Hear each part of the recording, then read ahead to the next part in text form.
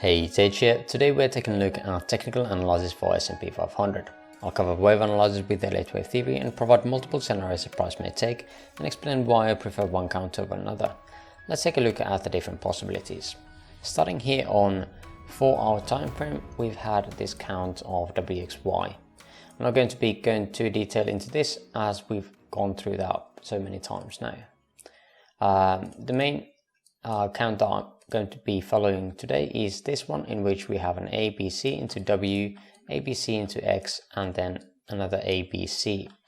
Now we have possibilities here in which the wave B is not in yet, and instead we would have something like this coming to this golden pocket here.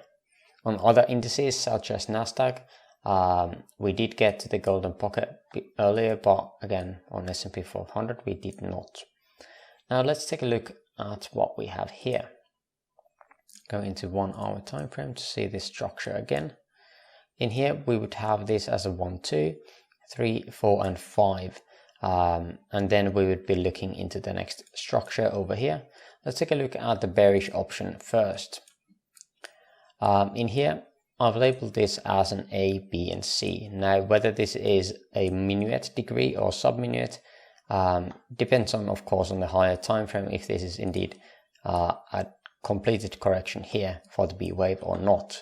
If the price gets above these highs of 39.46, then this B wave is not in, as we are expecting 5 waves for the larger time frame C here, in which we have 5 waves. Again, we can't have this as the starting point if the price goes above it. So again, we were talking about this structure yesterday. The bearish scenario is that we have a 1, 2, 3, 4 and 5 into wave 1 here, and then some kind of pullback here for the wave 2.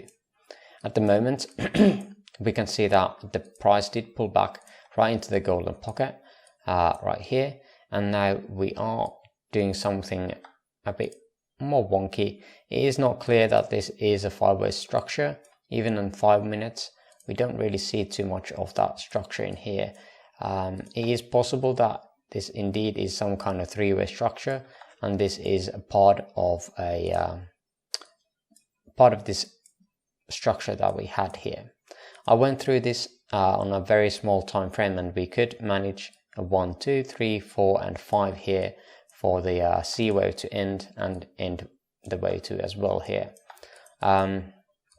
What I don't like about this is that we did get a new high here on RSI right on these highs, as this was substantially more bullish of a structure than we had for the third wave. Therefore we did not get that divergence in play. This would make more sense as well if we had this as some kind of a wave 1, or sorry, A wave, and then B, and then looking for that C wave as well, and that would bring us the wave Y in play, and in which this whole structure would be a W, X and Y. At this point again, we wouldn't really want to take out too much or go too much higher than this 786. At that point again, even there is going to be very much bullish bias onto this, and at that point again these highs are of course in danger, but we'll see what happens. It is possible that this indeed is a 3-wave, which it does definitely seem more like a 3-way structure. So instead of having this as a 1, we would have this as some kind of a connector wave for this structure like so, and then we would have something like this. Whether this is going to be a WXY or a 1, 2, 3, 4, 5 over here, we'll see. The bullish scenario here is similar, in which we have this as a 1, 2, 3, 4 and 5 into wave A or wave 1. Again, depending on how you want to view it on higher time frame, this could be a 1 if we had bottomed something here. There is a scenario for that, and that has to be kept in mind.